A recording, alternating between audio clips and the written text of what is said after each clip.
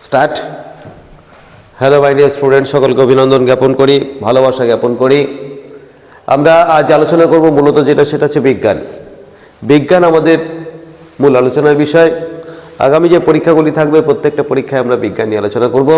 কিন্তু এটা ঠিক যে বিজ্ঞানে আমরা এগিয়ে যাচ্ছি, আমাদের বিভিন্ন যন্ত্রাংশ পৃথিবীর ইতিহাসে আমাদের একের পর এক যন্ত্র আমাদের এগিয়ে দিচ্ছে সভ্যতার অগ্রগতির শিখরে। বাট শিখরে যেতে যেতে বোধহয় কখনো মনে হচ্ছে এই শিখর থেকে গাড্ডায় পড়ে যাচ্ছি না। তো একটা ছোট্ট বাচ্চা বিজ্ঞানের সহযোগিতায় মোবাইল নিয়ে কন্টিনিউয়াসলি খাওয়া থেকে শুরু করে বাঁচা পর্যন্ত মোবাইল আটকে আছে। সেই বাচ্চা যখন বড় হচ্ছে, পড়াশোনা থেকে বেশি আকর্ষণ তার মোবাইলে গেমের, সেটাও বিজ্ঞান, সেই বিজ্ঞান তাকে অজ্ঞান করে দিচ্ছে। সেই লোকটি যখন আরও বড় হচ্ছে, কন্টিনিউয়াসলি একের পর এক বেকারত্ব তাকে জেঁকে বসছে, তার জীবনে হতাশার মধ্যে থেকে কন্টিনিউয়াস কোনো রকমে বেঁচে থাকার জন্য মোবাইল সাহারা সব ছোড় খেয়ে মোবাইল নিয়ে একের পর রিলস। আর এই রিলস কথাটি মনে পড়ার সঙ্গে সঙ্গে আমার আর একটা কথা মনে পড়লো, সেটা হচ্ছে সারাদিন রিলসের পিছনে বাচ্চা অ্যাটেনশন ক্ষণস্থায়ী, 1 থেকে 1.5 মিনিটের মধ্যে। क्योंकि रील्स उसका अंदर ऐसा वो क्या है जो इनर्शिया कर दिया, वो इनर्शिया 1 मिनट 2 मिनट के अंदर अंदर खत्म हो जाते हैं।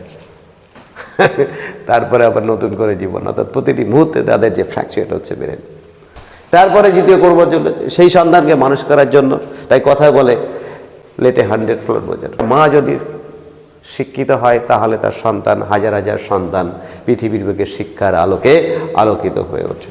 কিন্তু আমরা দেখতে পাচ্ছি গার্জিয়ানদের মধ্যে একটা প্রবণতা কাজ করছে, তারা সন্তানের পড়াশোনার দিকে, তো অবশ্যই আমি সবাইকে বলছি না, কিন্তু দেখা যাচ্ছে বিকেল 5:30 থেকে শুরু করে রাত 10:30 পর্যন্ত একের পর এক সিরিয়াল।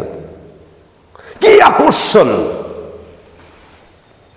সেই কন্টিনিউয়াসলি সিরিয়াল আঁকিয়েছে, ছেলে পড়াশোনা করছে কি না করছে তা দেখার টাইম নেই। দেখতে হবে। আজকে সিরিয়ালে দেখা যাচ্ছে সে রসগোল্লা খেতে চেয়েছিল, কালকে খেলো কিনা তাই নিয়ে টেনশন। আজকে একজনের প্রেম ছুটে গেল, কালকে সেই প্রেম জোড়া লাগলো কিনা টেনশন। কি অদ্ভুত সব কাহিনী! এক ভদ্রমহিলার 4টে প্রেম, 4টে প্রেমের সঙ্গে কানেক্টেড যে ভদ্রলোক, তার সঙ্গে আবার 5টা প্রেম, 2টো সন্তান আছে, তার আবার 2টো প্রেম। এই প্রেম যাচ্ছে তো ওই প্রেম আসছে। এক অদ্ভুত সব কাহিনীর মধ্যে গোলকধাতায় আমরা সবাই আটকে বসে আছি। ছোট বাচ্চা খাওয়ার জন্য মোবাইল, বড় বাচ্চা গেমের জন্য মোবাইল। আর আমরা যারা কোনো বন্ধুর জন্য গিয়ে বসে আছি, বন্ধু এলো কি না এলো, মোবাইলের মধ্যে ঘষাঘষি করতে করতে ঘন্টা খানিক কেটে গেল। 1 ঘন্টা পরে এসে, বন্ধু আমার দেরি হয়ে গেছে, দুঃখ কিছু মনে করলো। আরে দত ছোড় তোর দেরি, तू देरी करके आया, तू लेट करके आया, इसीलिए मैंने बहुत सारी रील अब तक देख लिया। तो ছোট বাচ্চা, বড় বাচ্চা, বুড়ো বাচ্চা কেউ গায়ে নেবে না। যারা সন্তানের জন্য কন্টিনিউয়াসলি টাইম দিচ্ছে তাদের জন্য আমি কিচ্ছু বলছি না, কিন্তু অদ্ভুত এক সিস্টেমের মধ্যে পড়ে আমরা সব হাবুডুবু খাচ্ছি। আর আমি নয়, অনেকেই, লক্ষ লক্ষ মানুষ এখনো ট্রাই করছে সেই ডুবে যায় টাইটানিকের, মনে আছে ছিল, সবাই যখন উদ্ভ্রান্ত, টাইটানিক ডুবে যাচ্ছে, জিন্দেগি বাঁচানা চাহিয়ে। তো বাঁচতে গিয়ে সে যখন চেষ্টা করতে, সবাই যখন বিফল হতে আবার ফিরে আসলো সেরাদের কাছে। আমাদের মতো কন্টিনিউয়াসলি একের পর এক শিক্ষার ভিডিও দিচ্ছি, লেকিন মুঝে কে লাগা, আপকো কে লাগা, দেখে না কেউ, খুব কম লোকেই দেখে। তবে হ্যাঁ, কিছু বিতর্কিত জিনিস অবশ্যই দেখবে, আর দেখবে তাতে দেখে পজিটিভ কমেন্টস থেকে নেগেটিভ কমেন্টসটাই বেশি হবে। কারণ এডুকেশান থেকে এখন এই অনেকে বলতে পারে, স্যার আমরা এই যে সিরিয়াল দেখে, সিনেমা দেখে বিভিন্ন রকম এন্টারটেইন করি, ইয়ে তো एंटरटेनमेंट के लिए, কারণ क्योंकि सिनेमा मतलब एंटरटेनमेंट एंड एंटरटेनमेंट। मोबाइल ये तो काम के लिए पहले आया था ना, mobile for entertainment and entertainment. क्यों नहीं?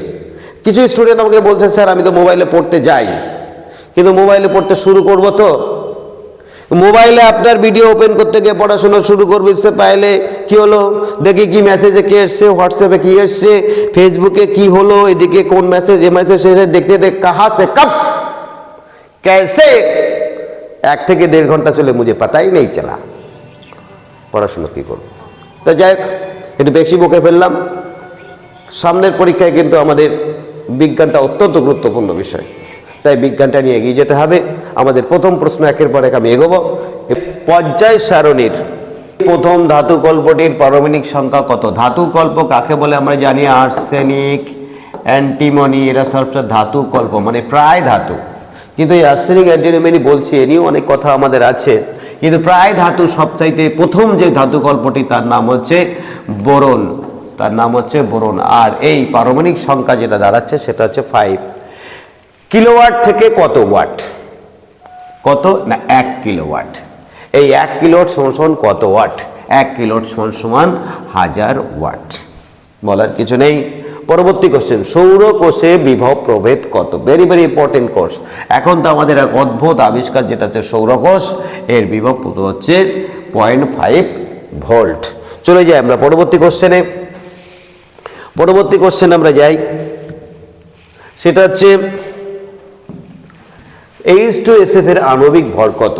একটু ভালো করে জানা দরকার যে H2SO4 এর আণবিক ভর হচ্ছে, আমরা জানি H2SO4, H হচ্ছে 2 क्योंकि 1 আছে H এর পারমাণবিক ওজন, তার সঙ্গে 2 গুণ, সালফার হচ্ছে 32 আর অক্সিজেন হচ্ছে 16, 16 × 4, তাহলে কত হচ্ছে 2 যোগ 32 যোগ 64 কত হবে? সমান 98।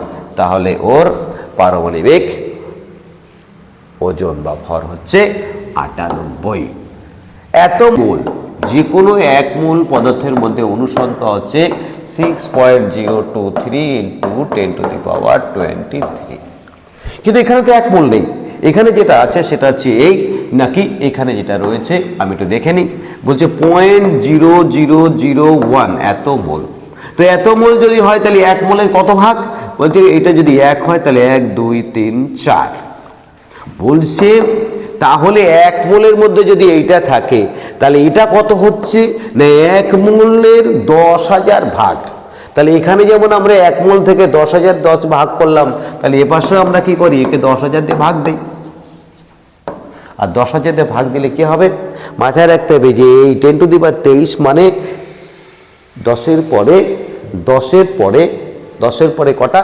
10-এর পরে, অর্থাৎ 1-এর পরে 23টা শূন্য, তো 23টা থেকে যদি 4টে চলে যায় তাহলে সেক্ষেত্রে হবে 6023 × 10⁻19, অর্থাৎ 23 থেকে যদি 4 চলে যায় তাহলে সেক্ষেত্রে 19টাই লিখলাম।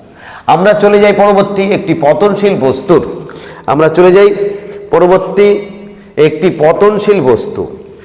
পতনশীল বস্তু একটা মূল বিন্দুর আমি সরল রেখা পাওয়া যাবে। অর্থাৎ দেখা যাচ্ছে এই যে যদি আমরা ডাইমেনশনটা করি তো দেখা যাচ্ছে যে পতনশীল বস্তুর ক্ষেত্রে ত্বরণ, তাহলে একটা সময় আর ত্বরণ কন্টিনিউয়াসলি বাড়বে। সুতরাং এরকম একটি রেখা যখন তৈরি হবে, যাই হোক এর সমান্তরাল হবে না, এর সমান্তরাল, তার সমান্তরালটা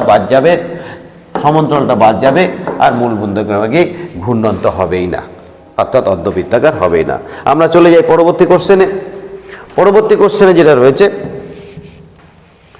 সেটা হচ্ছে কি,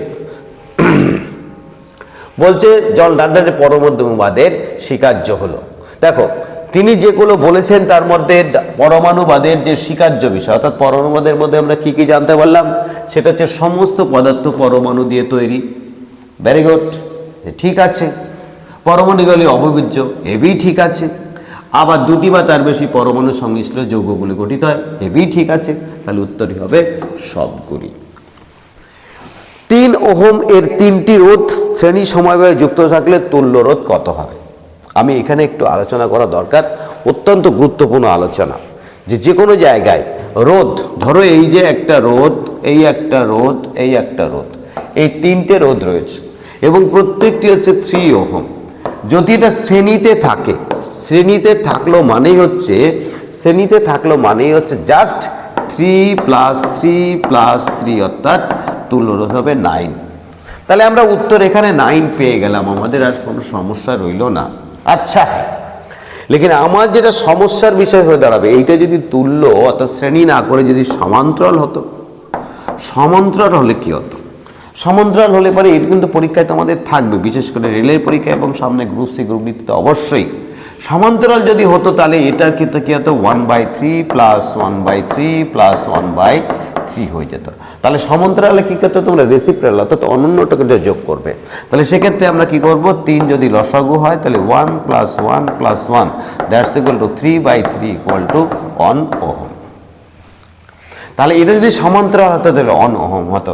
এখান থেকে আমি অনেকগুলো জিকে তোমাদের দাঁড় করাতে চাই। সেটা হচ্ছে যে কোনো সমান্তরাল যদি কোনো রোধ পরপর যদি থাকে, যে সমতুল্য রোধ সবসময় যে কোনো ছোট রোধ থেকেও কিন্তু ছোট হয়ে যায়। সাপোজ যদি আমি একটা বলি সমান্তরালের ক্ষেত্রে এই একটা রোধ 3, এই একটা রোধ 2 আর এই একটা রোধ 4, তাহলে 3 ওহম 2 ওহম 4 ওহম এদের যদি আমি যোগফল তৈরি করি তাহলে 1/3 প্লাস 1/2 প্লাস 1/4, এর লসাগু কত হবে? এই লসাগু আমরা করে নিই কত না, লসাগু হবে হচ্ছে কত 12 যদি লসাগু হয় তাহলে এটা কত হবে 4, এর উপরে কত হবে 6, এর উপরে কত হবে 3, তাহলে এটাকে যদি আমরা যোগ করি, যোগ করার পর কি দাঁড়াচ্ছে দেখো 10 আর 3 13/12, তাহলে 13/12 মানে প্রায় 1-এর কাছাকাছি। 2 তো নয়, 2 হতে গেলে নিশ্চয়ই উপরে 24 হতে হবে, তাকে 12 দিয়ে ভাগ করলে 2 পাওয়া যেত। আর আমাদের এখানে সবচেয়ে ছোটকে 2, তাই বলছে যদি যে কোনো একটা রোধ যদি 1 না হয়, কি বললাম 1 না হয়, তাহলে সমান্তরাল সমবায়ের ক্ষেত্রে দেখা যাচ্ছে যে সমতুল্য রোধটা পাওয়া যাবে সে অবশ্যই যে সবচাইতে ছোট তার থেকেও ছোট হো জায়গা। চলে যাই আমরা পরবর্তী দিকে। বলছে যে রাসায়নিক পদার্থের উপস্থিতিতে কোনো রাসায়নিক বিক্রিয়ার বেগ বৃদ্ধি চায় তাকে আমরা বলি ধনাত্মক অনুঘটক। Very good. চলে যাই পরবর্তী কোশ্চেনে। পরবর্তী কোশ্চেনের মধ্যে আমরা যাচ্ছি, কিছু কিছু রাসায়নিক বিক্রিয়াতে দেখা যায় যে উৎপন্ন পদার্থ কোনো একটি পদার্থ ওই বিক্রিয়ার গতিকে বৃদ্ধি করে।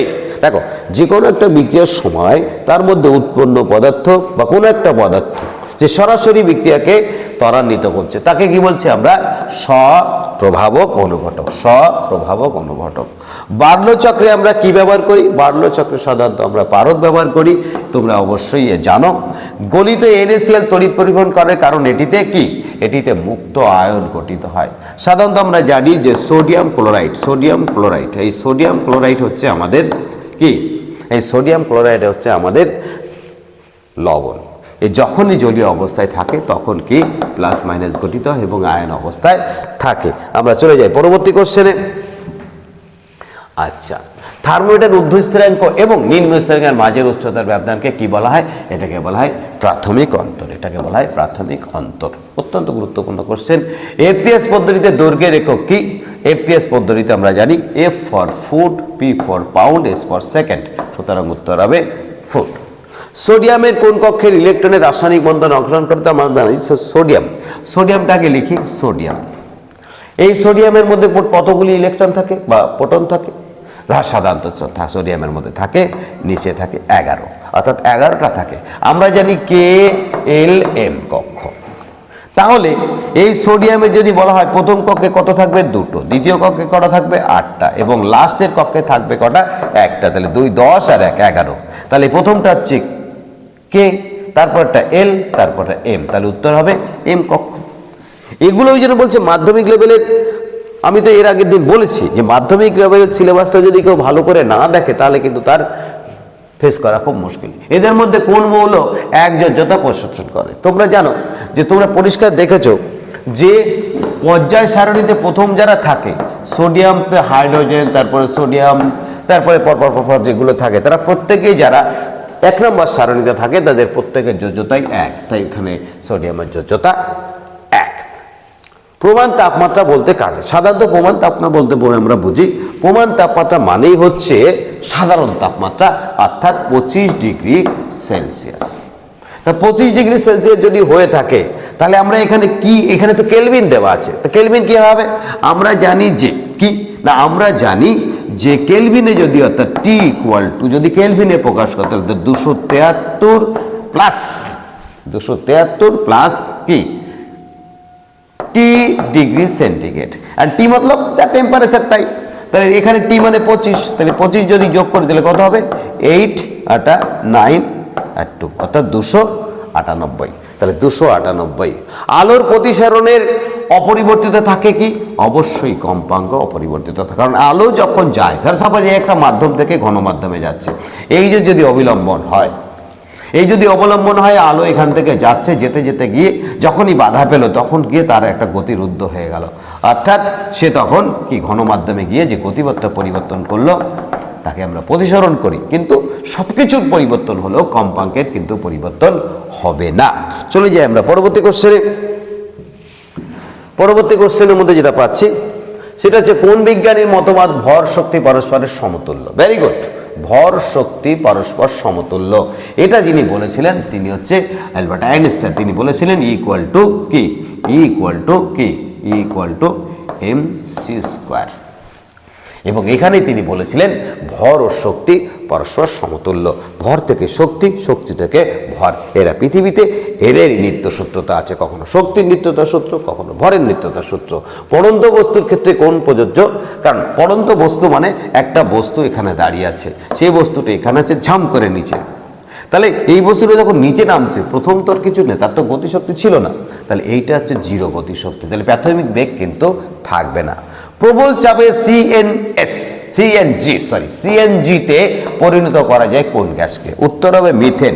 কিন্তু আমি তোমাদের সিএনজির পুরো নাম তো চাই না, কম্প্রেসড ন্যাচারাল গ্যাস, আর এর মধ্যে ন্যাচারাল গ্যাসকে অবশ্যই মিথেন, তাহলে উত্তর হবে মিথেন।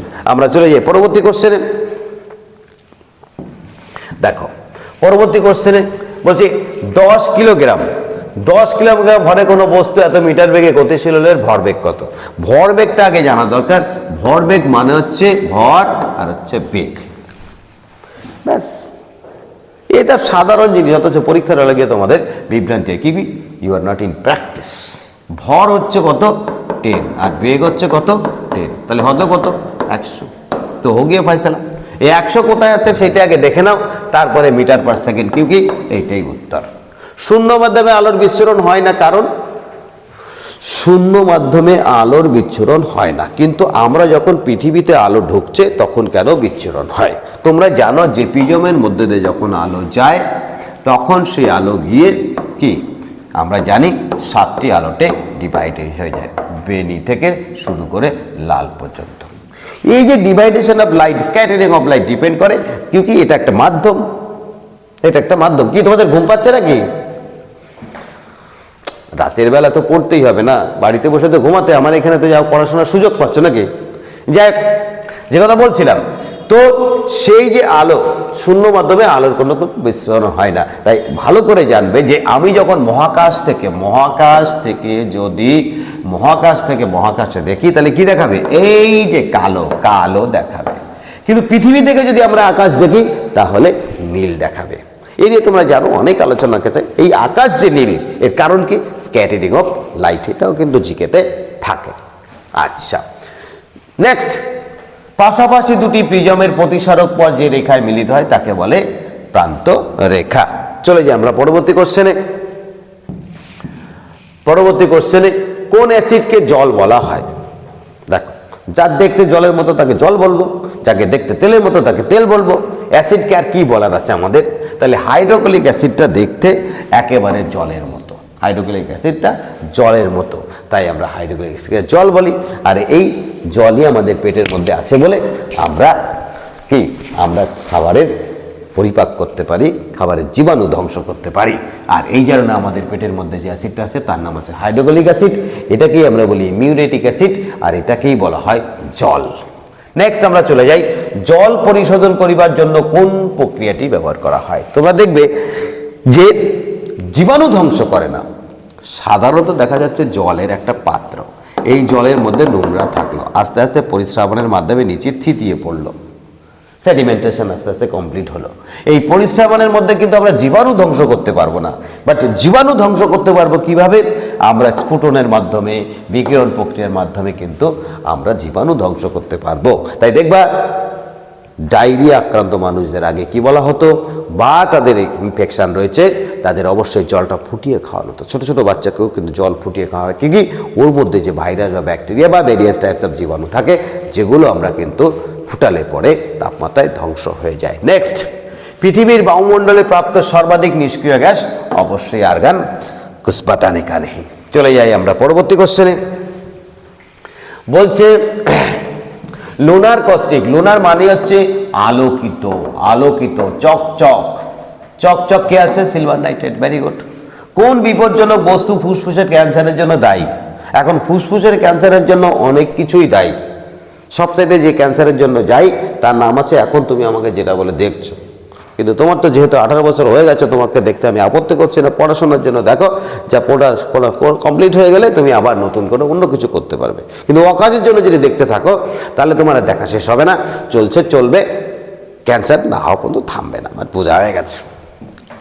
তাহলে এখানে যেটা বলছিলাম, সেটা যে বিপজ্জনক ক্যান্সারের জন্য দায়ী তার নাম হচ্ছে অ্যাসবেস্টাস কণিকা। এই অ্যাসবেস্টাসের একটা টিন পাওয়া যায়।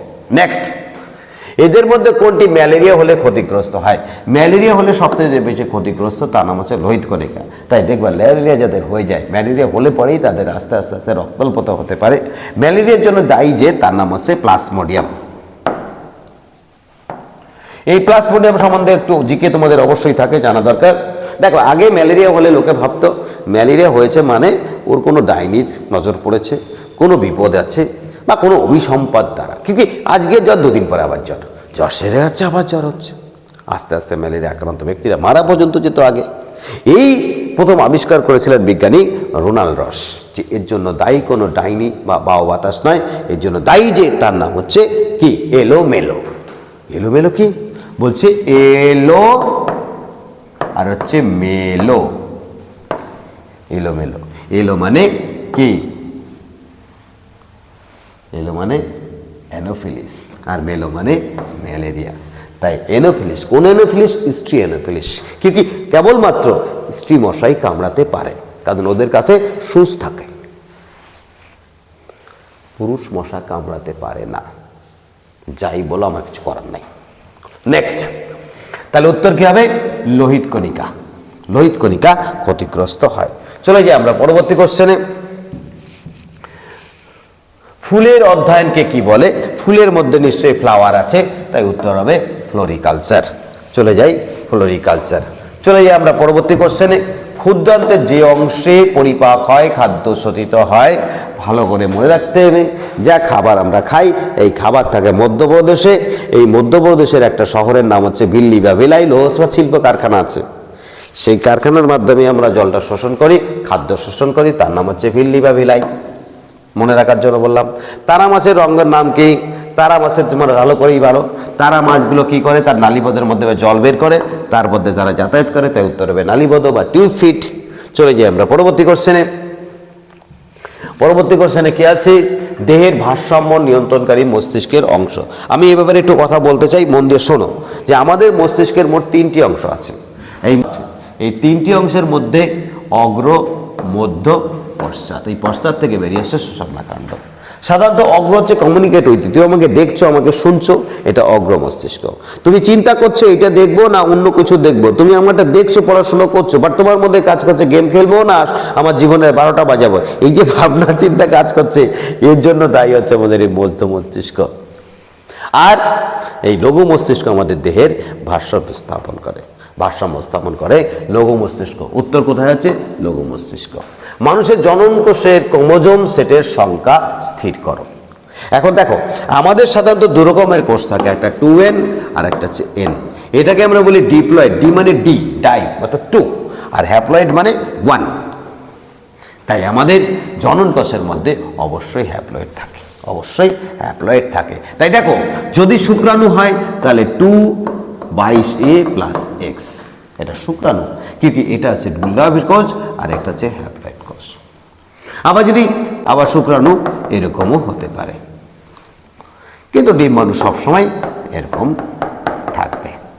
আর মেয়েদের ক্ষেত্রে যে ডিম্বাণু গঠন করে সেটা সবসময় 22A + X। কিন্তু কোনো সন্তান পুরুষ হবে, মেয়ে হবে না ছেলে হবে, সেটা সম্পূর্ণ ডিপেন্ড করে শুক্রাণুর উপর, ডিম্বাণুর উপর নেই। নেক্সট, তাহলে আমি এখানে যেটা আলোচনা করছিলাম, জনন কোষের মধ্যে যেটা থাকে সেটা হচ্ছে হ্যাপ্লয়েড। ইকোসিস্টেমের নাম কি করেছিলেন? অবশ্যই ট্যান্সলে, তোমাদের জানা আছে। ট্যান্সলে অবশ্যই মাথায় রাখবে। চলে আসো আমরা পরবর্তী কোশ্চেনে। মানব দেহের প্রোটিন বিভাগ শুরু হয় কোথায়? দেখো, আমাদের প্রোটিন বিভাগটা শুরু হয় হচ্ছে পাকস্থলীতে। আমরা যে প্রথমে খাবারটা খাই মুখের মধ্যে যায়, আচ্ছা করে চিবিয়ে খানা বহুত আচ্ছা, কি যারা চিবিয়ে খায় না তাদের অ্যাসিডিটি এবং গ্যাস কনফার্ম। তাই ডাক্তার যেটা বলে না সেটা আমি বলে দিই, খাওয়ার সময় অবশ্যই ভালো করে চিবিয়ে খেতে হবে। খাওয়ার পরে অবশ্যই 10 থেকে 15 মিনিট হাঁটতে হবে, তা নাহলে কিন্তু খাবার সঠিকভাবে গ্যাস মুক্ত থাকে না। এইবার তাহলে আমাদের প্রোটিন বিপাকটা শুরু হয় হচ্ছে পাকস্থলীতে, আর আমাদের মুখে যে পরিপাকটা শুরু হয় সেটা হচ্ছে সাধারণত শর্করা জাতীয় খাদ্য। দেখো অনেকে খাবার পরে, এই যে আমার ভিডিওটা শোনার পরে অনেকে ঘুমিয়ে পড়লো, দাঁত মাজলো না বা দাঁতটা ভালো করে পরিষ্কার করলো না, বেশ শর্করা জাতীয় খাদ্য দাঁতের মধ্যে লেগে থাকলো, ফলে তার সঙ্গে আমাদের যে উৎসেচকটা কাজ করলো, কাজ করে ওখানে গেজে উঠলো, ফলে তার ক্যাভিটি বা ক্যারিস হতেই পারে।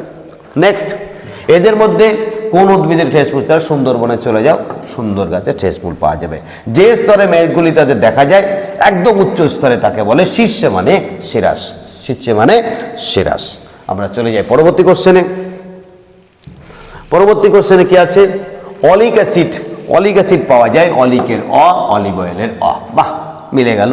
ফিতাকৃমি ও প্ল্যানেরিয়া প্রাণী দুটির রেশন অঙ্গের নাম কি? দেখো ফিতাকৃমি এবং প্ল্যানেরিয়া এদের রেশন অঙ্গের নাম হচ্ছে ফ্লেম কোষ। हो गया फैसला। এদের মধ্যে কোন মৌলটি সবচেয়ে বেশি ঋণাত্মক? আর ঋণাত্মক খুঁজে বের করো না আগে, এ তো ঋণাত্মক নেই, এ বি ঋণাত্মক নেই, এ বি এদের কোনো সংযোজনের ক্ষমতা নাই, তাহলে ঋণাত্মক অবশ্যই ক্লোরিন। তো हो गया फैसला। চলে যাই আমরা পরবর্তী কোশ্চেনে।